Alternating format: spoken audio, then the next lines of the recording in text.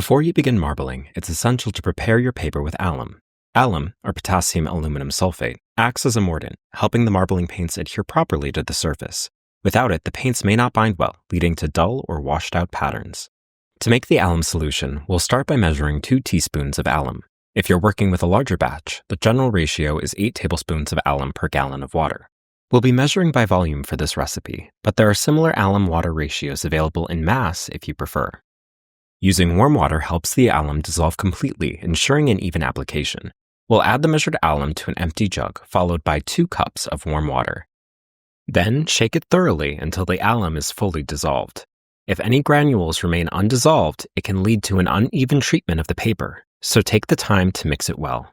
Once the alum solution is ready, we'll prepare the paper. We mark a small X in the back corner of each sheet. This will help us identify which side has been treated after it dries.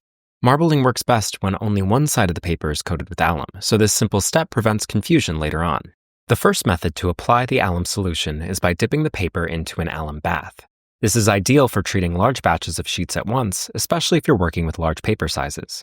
Just make sure to submerge each sheet evenly and let any excess drip off to avoid pooling, which could cause irregular absorption. The second method is to brush the alum solution onto the paper using a sponge. This is a great option for small batches, as it doesn't require enough solution to fill an entire bath.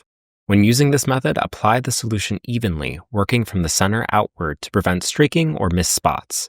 Avoid oversaturating the paper, as too much moisture can cause warping or make the paper too fragile to handle. Once all the sheets have been treated, they need to dry completely before marbling. You can lay them flat on a drying rack or press them under weight to keep them smooth. If the paper wrinkles during drying, lightly mist it, and pressing it overnight can help restore a flat surface. With your paper fully prepared, you're ready to start marbling. Be sure to use your alum sheets within 4 days for the best results. Taking the time to properly alum your paper ensures that the paints will spread beautifully and adhere well, giving you crisp, vibrant patterns with every print.